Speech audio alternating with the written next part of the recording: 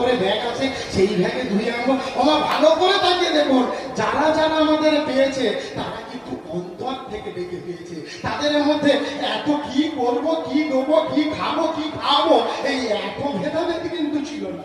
ছিল কি বলে, একাদশী তো আমরা করি।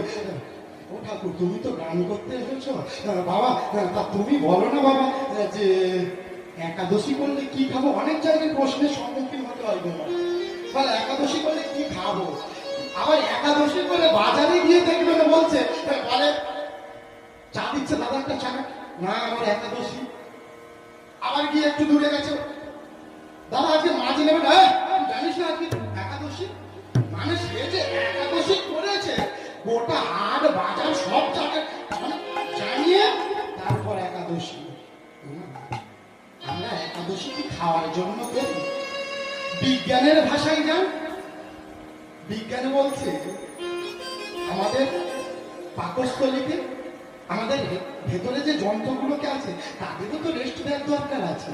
আর শাস্ত্র কি বলছে, একদিন আপনি উপোস থাকুন।